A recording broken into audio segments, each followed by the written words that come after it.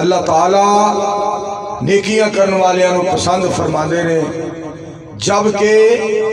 کھڑیاں خاص والوں اے بات ذہن بٹھا لو،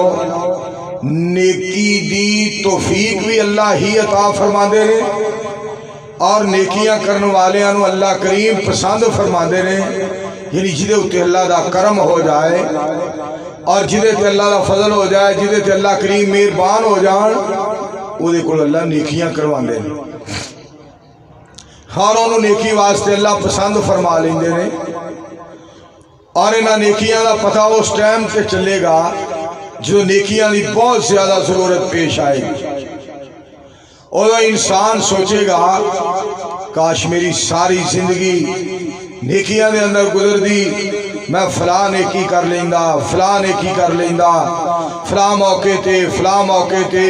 فجر، ظہر، عصر، مغرب، عشاء، دن رات، میدان مکان، اور ہر مقام تے میرے کو اللہ نیکیاں کرواندا۔ اج نیکیاں دا کتنا قدر ہو رہا ہے، اور اج نیکیاں دا کتنا احساس ہو رہا ہے،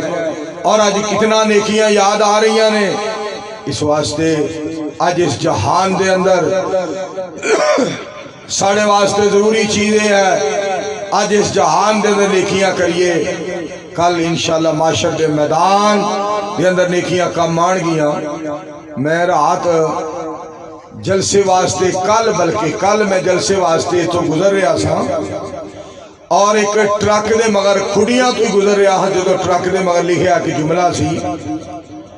کہ دنیا میں عزت مال سے ملتی ہے اور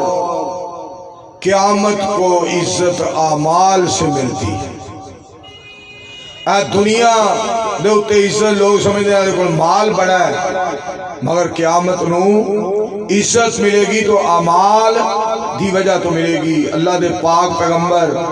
سید الانبیاء صلی اللہ علیہ وآلہ وسلم نے ارشاد فرمایا، ان اللہ لا ينظر الى صورکم